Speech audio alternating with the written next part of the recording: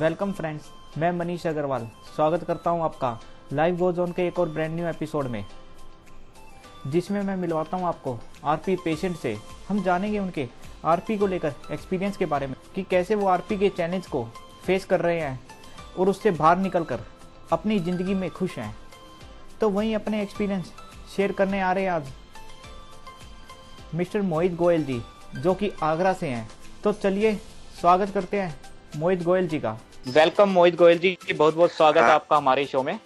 बहुत बहुत धन्यवाद आपका मनीष जी, और मैं आपको बधाई देता हूं कि आपने और आपकी टीम रेडियो उड़ान ने एक ये शो प्रेजेंट किया जो बेसिकली जो आरपी पेशेंट्स होते हैं उनकी लाइफ में वो लोग कैसे डील करते हैं चीज़ों को एंड क्या क्या उनको चैलेंजेस फेस करने पड़ते हैं। तो मैं आपको इसकी बहुत बहुत बधाई देता हूं, आपको और आपकी टीम रेडियो उड़ान दोनों को।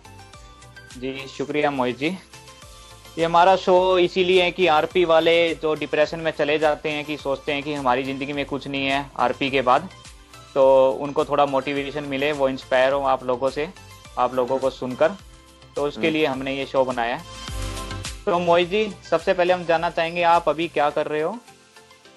अभी मैं यूको बैंक में असिस्टेंट मैनेजर की पोस्ट पे हूँ, स्केल 1 ऑफिसर, और मेरी पोस्टिंग अभी आगरा में ही है, मेरा जो होम टाउन है। अच्छा जी, तो आपको ये पोस्टिंग कब मिली? मेरे को ये पोस्टिंग मिली थी अगस्त 2018 में। मैंने पीओ ज्वाइन किया था यूको बैंक में, एंड 2 साल के बाद वो कंफर्म्ड हो जाते हैं तो उनको फिर असिस्टेंट मैनेजर का पोस्ट में दे दिया जाता है। तो मेरा बेसिकली अगस्त 2018 में ज्वाइनिंग थी। मैंने यूको बैंक ज्वाइन किया था। तो करंट आपका विजन कितना होगा अभी? अभी मेरा विजन 25 to 20% मैक्सिमम बस। अच्छा, तो आप बैंक का काम कैसे करते हो? बैंक का काम मैं बेसिकली 2 असिस्टिव डिवाइसेस हैं जो एक विजुअली एम्पेयर्ड यूज करता है। एक मेरे पास Ruby Excel HD magnifier machine है। वो बेसिकली चीज़ों को मैग्नीफाई करके दिखाता है, तो उससे मैं अपना पेपर वर्क करता हूँ। और सिस्टम वर्क के लिए मैं जॉस सॉफ्टवेयर यूज करता हूँ। वो एक टॉकबैक सॉफ्टवेयर है जो एक विजुअली इम्पेयर्ड यूज करता है। जी जी। तो मोहित जी, आपको आरपी की शुरुआत कैसे हुई? कैसे आपको पता लगा कि आपको कोई रेटिनाइटिस पिगमेंटोसा करके डिजीज है? एक्चुअल में क्या हुआ था, 2000 ये बात है 2003 की। जब मैं 11 साल का था ऑलमोस्ट, तो मेरे को आईज में थोड़ा दिक्कत हुआ, मेरे को विजन में इशू हुआ। तो मैंने अपने ही पास में डॉक्टर को दिखाया, तो उन्होंने कहा ऐसा कुछ इशू नहीं है, नॉर्मल बच्चों को चश्मा आ जाता है, लेंस का इशू है। तो वो चश्मा लेके मेरा नॉर्मल रूटीन चलता रहा, मुझे कोई ऐसा दिक्कत नहीं हुआ था उस टाइम पे। जो प्रॉब्लम आई थी वो उस चश्मे से ठीक हो गई थी आपकी उस वक्त? हाँ, मतलब मेरे को जो हल्का सा दिक्कत आती थी, वो जैसे छोटे अक्षर पढ़ने में थोड़ा इश्यू आता था, वो उस चश्मे से रिजॉल्व हो गया था। लेकिन वो धीरे धीरे 1 साल तक वो चला, ऐसा कोई ज्यादा दिक्कत नहीं हुई। फिर जब मैं 8th क्लास में आया तो एक बार हम लोग क्रिकेट खेलने गए, तो मेरे दोस्त ने शॉट मारा। तो बेसिकली बॉल जा रही थी लेफ्ट हैंड साइड और मैं भागा राइट हैंड साइड। तब मुझे उस समय कुछ लगा कि नहीं, दिक्कत कुछ और है, मेरे को ऐसा लगा। तो मैंने अपने घर में बताई। तो फिर हम लोग दूसरे डॉक्टर पे कंसल्ट करने गए, तो उन्होंने बस मुझे ये कहा कि वालों ने इसको सीरियसली लिया, ऐसा कुछ नहीं क्या? हाँ जी, सीरियसली लिया तुरंत। मुझे ऐसा मतलब ऐसा नहीं, मैंने ये जैसे इशू शेयर किया तो वो मेरे को 1-2 दिन के अंदर दूसरे डॉक्टर पे कंसल्ट कराने ले गए। तो डॉक्टर ने कहा कि नहीं, कुछ इशू है, पहले आप टेस्ट कराओ, उसके बाद ही मैं कुछ कंफर्म बोल पाऊंगा। मेरे यहाँ टेस्ट नहीं होते हैं, कोई डॉक्टर हैं दूसरे, उन्होंने उनको रेफर किया। एंड फिर हम लोग बेसिकली, वो डॉक्टर दिल्ली से आते थे, आगरा के नहीं थे। तो जब हम उन डॉक्टर के पास गए तो वो डॉक्टर उस दिन विजिट नहीं किए थे। तो फिर हमने किसी से पूछा, तो एक और डॉक्टर हैं आगरा में, वो इसका टेस्ट करते थे। तो हम लोग उनके पास गए, तो उन्होंने एंजियोग्राफी कराई थी, आई के लिए एंजियोग्राफी रहती है। तो जब उन्होंने एंजियोग्राफी कराई तो उन्होंने मुझे बोला कि आपको आरपी है और ये अभी ऐसी डिजीज है जिसका प्रेजेंट में कोई ट्रीटमेंट नहीं है और ये नॉन क्यूरेबल है एट प्रेजेंट। तो इसका फ्यूचर में ये भी पॉसिबिलिटीज हो सकती हैं कि ग्रेजुअली आपका विजन लॉस हो। तो उन्होंने मुझे जब जब मैं 8th क्लास में था यानी 2005 में ये चीज कंफर्म की दैट मैं आरपी से अफेक्टेड हूँ। उन्होंने मुझे ये कहा। तो आपने जब सुना कि आपको रेटिनाइटिस पिगमेंटोसा डिजीज है और इसका कोई अभी इलाज नहीं है करंटली, तो और इसमें डैमेज भी होगी आंखें आगे, तो आपको कैसा महसूस हुआ? कुछ शौक लगा? आपने मतलब कैसे संभाला अपने आप को? इतना ऐसा शॉकिंग नहीं, पर मैं ये कहूंगा कि हाँ थोड़ा सा धक्का लगा कि ये क्या इशू हो गया है। तो फिर मैंने उस समय इतना ज्यादा इशू नहीं था तो वो चीज नॉर्मल चलती रही, मैं दवाइयां लेता रहा, वो चलती रही। बट जब मैं 11th-12th क्लास में आया तो मुझे इश्यूज ज्यादा दिखने लग गए। जैसे मुझे बैक बेंच से ब्लैक बोर्ड दिखना बंद हो गया। तो मैं फ्रंट में मैं बेसिकली प्रेफर करता था अपने आप को बैठने में, या किसी दोस्त की हेल्प लेता था कि ब्लैक बोर्ड पे क्या लिखा हुआ है। फिर 12th पास आउट हो गया, उसके बाद चीजें चलती रही, दिक्कत धीरे धीरे बढ़ती रही। मुझे ड्राइविंग में भी बहुत इशू आए। हाँ, ड्राइविंग में दिन में इशू नहीं आता था लेकिन नाइट में बहुत इशू रहता था। ड्राइव करता था मैं, जैसे बाइक ड्राइव कर रहा हूँ या स्कूटर ड्राइव कर रहा हूँ, तो बहुत इशू आते थे उसमें। तो वो दिक्कत धीरे धीरे बढ़ती रही। तो 2012 मिड के टाइम पे मैं डॉक्टर के पास दोबारा कंसल्ट किया। तो बीच बीच में रूटीन चलता रहता था चेकअप। दोबारा कंसल्ट किया तो उन्होंने बोला नहीं, आपका इशू थोड़ा बढ़ गया है पहले से। तो वो उस समय मेरे लिए वो शॉकिंग था थोड़ा सा। उस 2000 मिड के टाइम पे ज्यादा मेरे को वो चीज लगी। तो मेरा भाई रहता था बॉम्बे, तो मैंने भाई को बोला, तो उसने मुझे बोला कि तू बॉम्बे आजा, हम लोग यहाँ पे एक बार दिखाते हैं। तो फिर मैं बॉम्बे चला गया। वहां पे हम लोगों ने कुछ डॉक्टर से अपॉइंटमेंट लिया, उन्होंने रिस्पांस दिया, लेकिन सबका यही कहना था कि नॉन क्यूरेबल है, फ्यूचर में हो सकता है ब्लाइंड हो सकते हो। सबको डॉक्टर्स का यही कहना था। फिर वहीं से मेरे भाई के दोस्त ने हमको एक इंदौर के डॉक्टर का रेफर किया कि आप एक बार वहां जाके दिखाओ। तो हम लोग बॉम्बे से ही इंदौर गए थे। तो वहां पे हमको पता चला कि वो डॉक्टर आरपी का ट्रीटमेंट करते हैं। तो वो बेसिकली एक ऑपरेशन करते हैं। वहां जाके हमको ये चीज पता चली। तो हमने फिर वहां पे उन डॉक्टर से अपॉइंटमेंट वगैरह लेके गए थे। तो उन्होंने बोला हाँ हम लोग करते हैं, लेकिन हम लोगों का भी रिसर्च वर्क है, ये कोई हम लोग कंफर्म नहीं देते। उन्होंने हमको अपने सारे रिसर्च पेपर दिखाए, गवर्नमेंट ने भी इसको मतलब पूरा उनका एक रिसर्च वर्क था पूरा। तो बताया हम ऑलरेडी 300 ऑपरेशन कर चुके हैं इसके। तो फिर वो समय फिर हम लोगों का डिसीजन था कि वो ऑपरेशन कराना है या नहीं कराना है, क्योंकि जो उन्होंने ऑपरेशन का प्रोसेस बताया काफी लेंथी था, वो ऑलमोस्ट 6 आवर्स का ऑपरेशन था वो। तो फिर हम लोगों ने ये डिसाइड किया। तो फाइनली हम इस डिसीजन पे पहुंचे कि नहीं ऑपरेशन करना है, क्योंकि हो सकता है अगर ये रिस्क ना उठाएं तो ऐसा ना हो कि फ्यूचर में हमारा विजन बिल्कुल ही चला जाए। तो फिर बेसिकली हमने ये डिसाइड किया कि ऑपरेशन कराएंगे। तो उससे पहले हमने कुछ जो ऑलरेडी लोग ऑपरेशन कराए हैं उनसे हम लोगों ने एक तरीके से कंसर्न किया था कि क्या उनको ऐसा रहता है, क्या है, वो सब चीज हमने बात करके फिर हमने ऑपरेशन कराया। ये वहीं से किया था आपने, इंदौर से, या वापिस आए थे आप? नहीं, जैसे इंदौर में हम लोग अक्टूबर में गए थे, तो फिर वापस आ गए थे बॉम्बे। फिर मैं आगरा आ गया था, फिर आगरा से हम लोग गए थे वापस इंदौर। नवंबर में गए थे हम लोग ऑपरेशन कराने। तो उस समय फिर मेरा ऑपरेशन हुआ तो ठीक था, मतलब ऑपरेशन सक्सेसफुल हुआ उस हिसाब से, मतलब ऐसा कोई दिक्कत नहीं आया। लेकिन 2 महीने बाद ऑपरेशन के मुझे फ्लोटर्स की दिक्कत शुरू हो गई। अच्छा, फ्लोटर्स रहते हैं, फ्लोटर्स एंड फ्लैशेस शुरू हो। फ्लैशेस तो पहले से होते थे लेकिन फ्लोटर्स की इश्यू और होने लग गए। तो हम लोग डॉक्टर के पास दोबारा गए। मैंने उनको कहा कि फ्लोटर्स का इश्यू आ रहा है। तो उन्होंने मुझे बस एक ही बात कही कि हम लोग अपना जितना बेस्ट दे सकते थे उतना बेस्ट हमने दिया। और ये उन्होंने बोल के बस फिर मैं उनका रेगुलर विजिट करता रहता था हर 6 महीने बाद। तो वैसा रहता था, नॉर्मल ट्रीटमेंट चलता था। फिर वहां से मुझे था, तो इसमें वो बता भी नहीं सकते थे कि आपको कंफर्म आएगा कि नहीं आएगा। हाँ, क्योंकि उन्होंने ये वो रिसर्च था उनका। एंड उन्होंने बस ये कहा था कि आपका जितना विजन है एक तरीके से हम वो कह सकते हैं कि उसके नीचे नहीं गिरेगा, इस तरीके से बोला था। लेकिन मेरे केस में ऐसा नहीं हुआ, तो वो अच्छा, विजन मेरा ग्रेजुअली लॉस हुआ। तो मैंने दो उसके साल बाद मतलब वहाँ। लॉस हुआ आपको उसके बाद भी हाँ, मेरा तुरंत? उसके बाद कंटिन्यूस लॉस है, विजन धीरे धीरे लॉस हो रहा है। क्योंकि 2012 के टाइम पे मैं नॉर्मल अपना विदाउट एनी असिस्टिव डिवाइस मैं अपनी नॉर्मल मोबाइल चला सकता था, या अपने डॉक्यूमेंट्स रीड कर सकता था, वो सब मैं नॉर्मली कर सकता था। फिर मेरे को वहाँ पे बेड रेस्ट था ऑपरेशन के बाद, लेकिन थोड़ा बहुत ऐसे विजिट करने जाना पड़ता था, तो डॉक्टर के पास हम लोग जाते थे। उसके बाद मैंने 1 साल 1.5 साल वहाँ ट्रीटमेंट लिया। तो मोहित जी, जैसा आपने बताया, डॉक्टर ने आपको बताया था कि ऑपरेशन के बाद आपका स्टेबल हो जाएगा विजन, और आपने उसी उम्मीद में कि स्टेबल हो जाए तो भी बहुत है विजन, क्योंकि आपका उस वक्त काफी विजन था, तो उसके लिए ऑपरेशन करा लिया। उसके बाद भी आपका विजन स्टेबल नहीं हुआ, और आपका आज इतना विजन लॉस हो चुका है उसके बाद भी। तो उसके बाद फिर आपने आगे क्या सोचा कि आपको क्या करना है? पढ़ाई तो आई थिंक आपकी हो गई थी उस टाइम तक।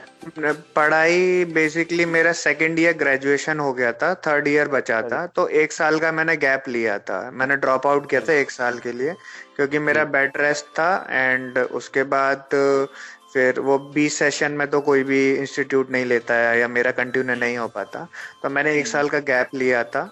एंड उसी बीच मुझे पता चला कि हम जो विजुअली इम्पेयर्ड होते हैं तो उनके लिए एक गवर्नमेंट जॉब्स रहता है, क्योंकि प्राइवेट कंपनीज मोस्टली प्रेफर नहीं करती हैं, तो गवर्नमेंट जॉब्स का रहता है। तो मेरे दोस्त को रिजर्वेशन देता है गवर्नमेंट जॉब्स में। हाँ, 1% का रिजर्वेशन रहता है गवर्नमेंट के द्वारा वीआई को। तो उस टाइम पे फिर 2013 के एंड में मेरे दोस्त वगैरह ये कंपटीशन की तैयारी कर रहे थे, तो उन्होंने मुझे थोड़ा रिसर्च करके बताया कि ऐसा ऐसा रहता है भाई।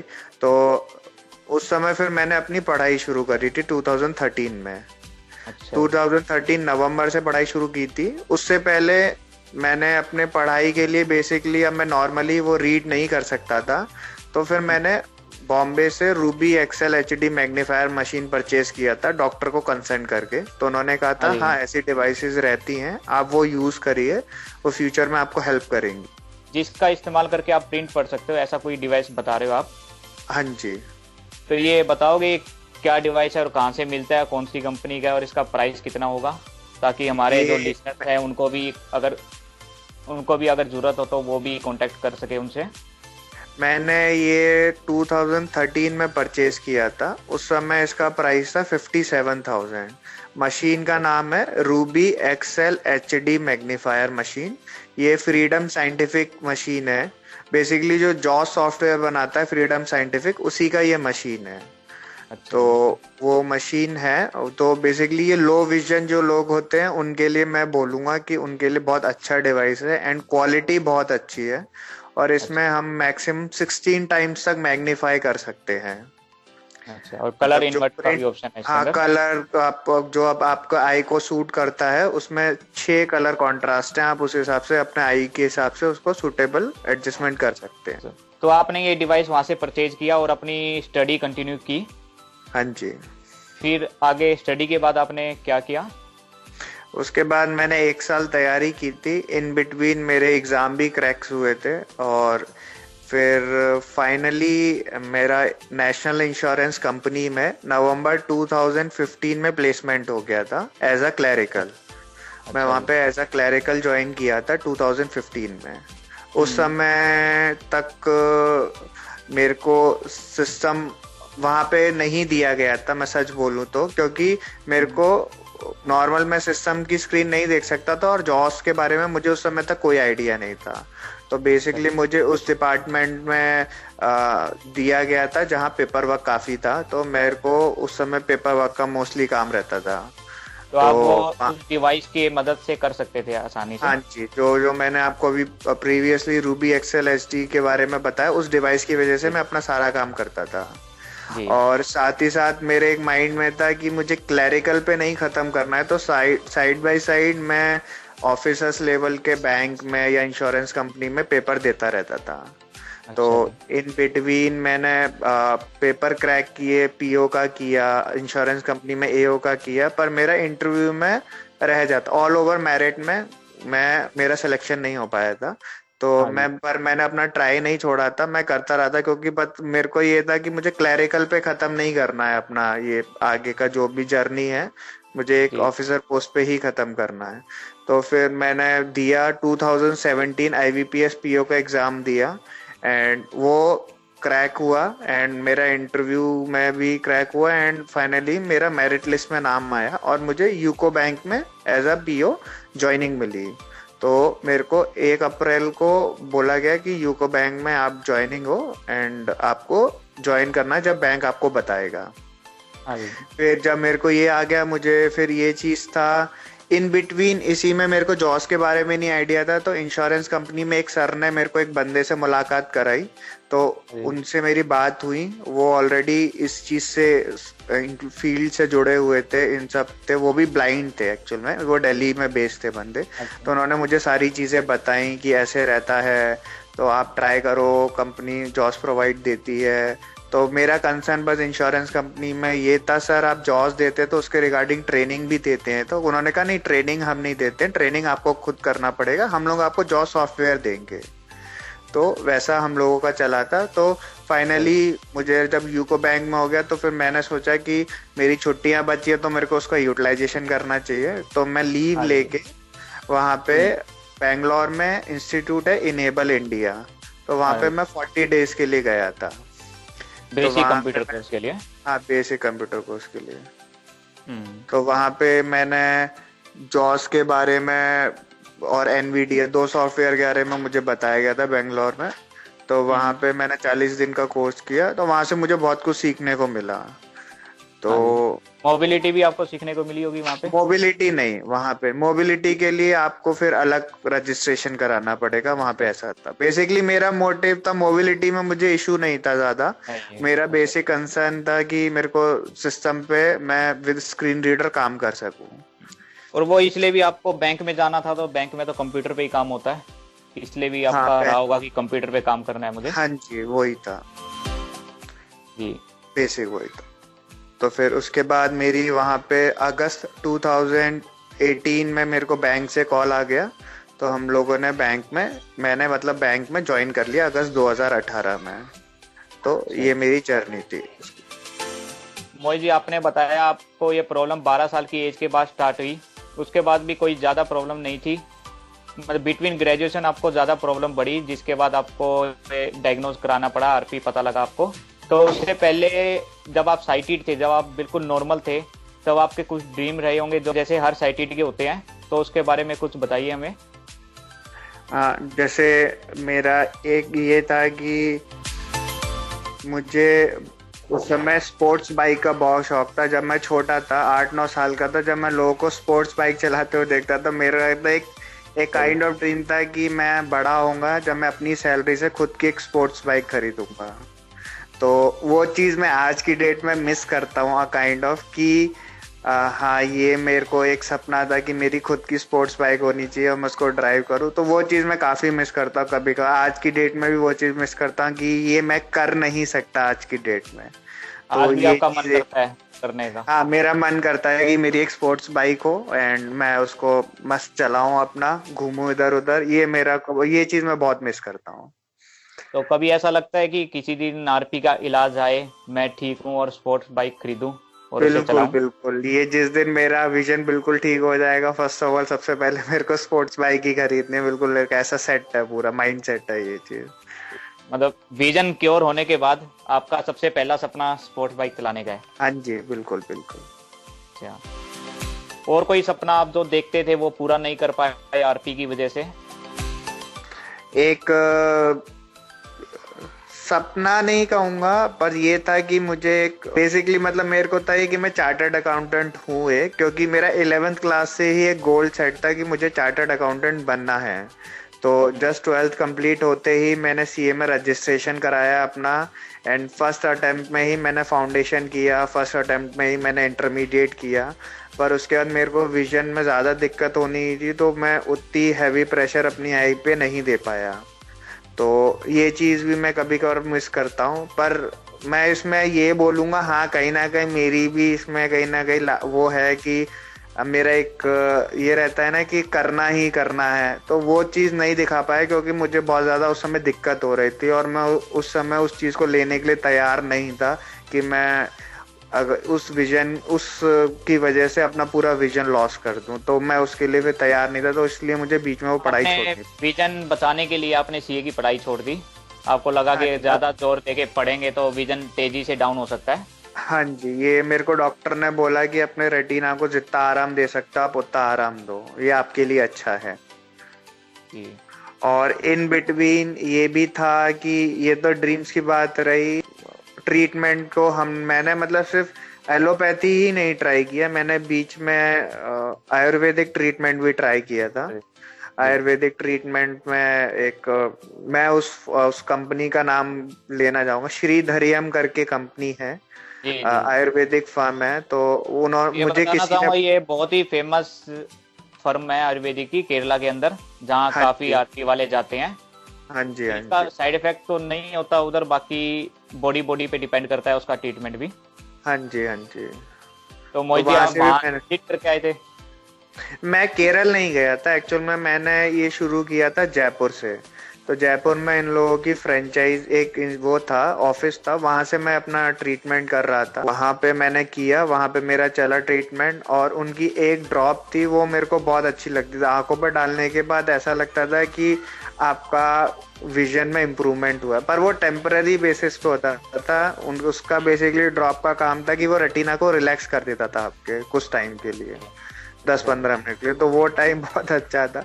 उसके बाद फिर उन्होंने बोला कि आप सिटिंग लो, सिटिंग बेसिकली उनकी जो थेरेपीज रहती हैं। तो हम्म। केरल जाना तो उस समय पॉसिबल नहीं हो पाया था, तो भाई था मेरा बॉम्बे में, तो मैंने बॉम्बे से लिया था उनका थेरेपी। तो 15 दिन की इनकी थेरेपी रहती है, तो मैंने हम्म। एक थेरेपी ली थी।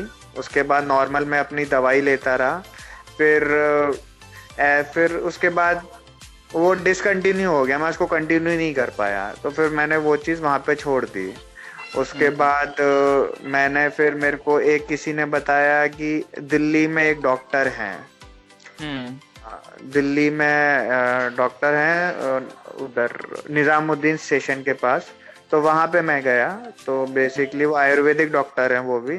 तो उधर से मेरी मेडिसिन चल रही थी लास्ट 2 ईयर्स से, लेकिन हाँ। अभी कोरोना के चक्कर में उधर भी जाना ऑलमोस्ट पिछले 8 महीने से मैं जा ही नहीं पा रहा हूँ, क्योंकि कोरोना अभी इस लेवल पे है। तो वहां से मेरी कंटिन्यूस मेडिसिन चल रही थी। तो कहीं से भी तो आपको कुछ लगा आरपी के अंदर इम्प्रूवमेंट? मैं ये कहूंगा कि श्रीधरियम में वो ड्रॉप थोड़ा हेल्पफुल था, एंड इसमें जो मैं दिल्ली से ट्रीटमेंट ले रहा था, आरपी का तो नहीं, पर मुझे एक प्लस पॉइंट ये मिला कि जो मेरे को स्टमक इशू रहता था ना, वो मेरा रिजॉल्व हो गया। और वो मेरा थोड़ा उसकी वजह से मेरी आई में भी थोड़ा हेल्प मिला, मुझे हेल्प इन द सेंस कि मुझे अच्छा फील होने लगा वो चीज, जी, क्योंकि ऐसा मेरा। होता है, अगर आपका पेट ठीक होगा तो आपकी बॉडी ठीक होगी, माइंड ठीक होगा, हाँ माइंड जी, ठीक होगा तो आपकी आंखों में भी आपको लगेगा थोड़ा कुछ। तो वो चीज मेरे लिए प्लस थी कि वहां से जो मेरा स्टमक इशू था वो बिल्कुल उन्होंने रिजॉल्व कर दिया। उन्होंने मेरे को भाई यही कहा था, आपको थोड़ा टाइम लगेगा, कम से कम 2-3 साल आपको देना पड़ेगा। लेकिन मैं ये भी बात मानता हूँ कि उन्होंने परहेज चीजें कही थी कि चटपटा नहीं खाना है, तो पर वो चीज नहीं हो पाती है।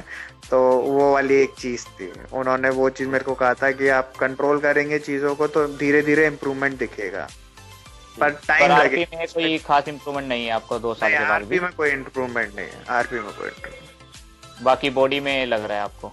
हाँ, बॉडी में इम्प्रूवमेंट है, पर आरपी में कोई इम्प्रूवमेंट नहीं है। कोई आरपी का अभी तक कोई ट्रीटमेंट नहीं आया, कोई इलाज नहीं आरपी का, ना कोई मेडिसिन है जो आरपी को क्योर कर सके या उसको स्टेबल भी कर सके, ऐसा भी हाँ, कुछ नहीं है कहीं पे भी?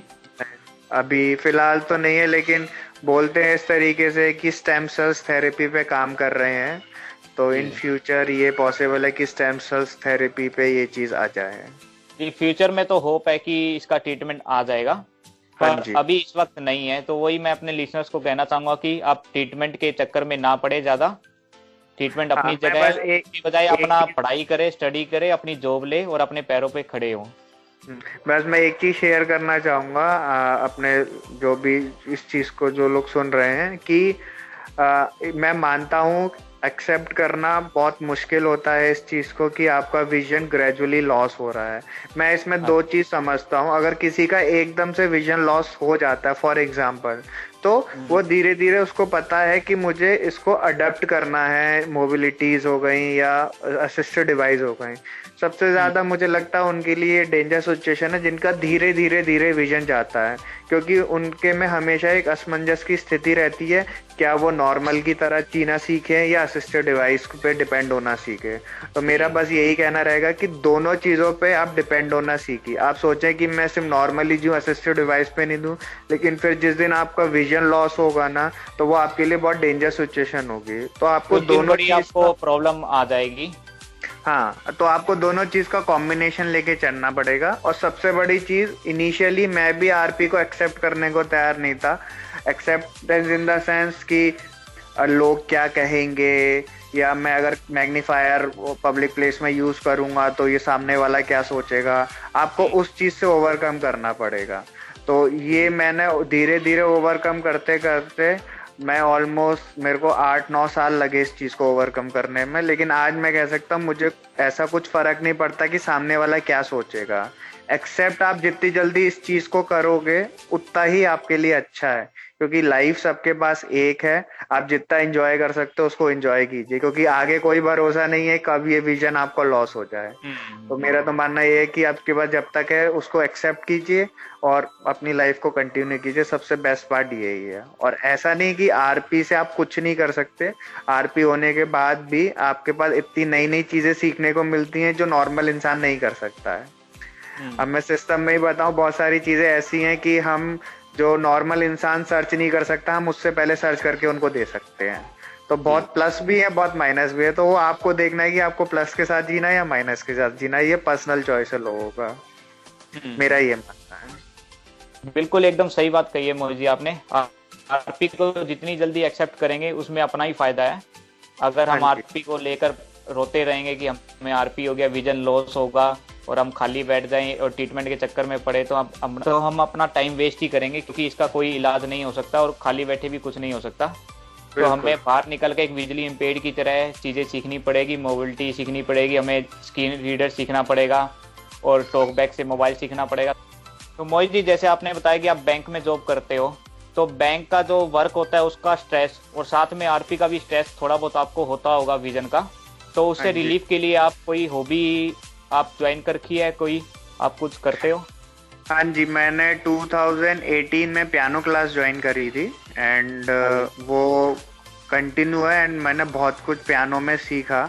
बट ड्यू टू कोरोना वो थोड़ा अभी रुक गया है, लेकिन मैं अपनी प्रैक्टिस वगैरह जो भी है तो उसको वो कंटिन्यू रखता हूँ थोड़ा बहुत, जिससे क्या मेरे बेसिक्स क्लियर रहें।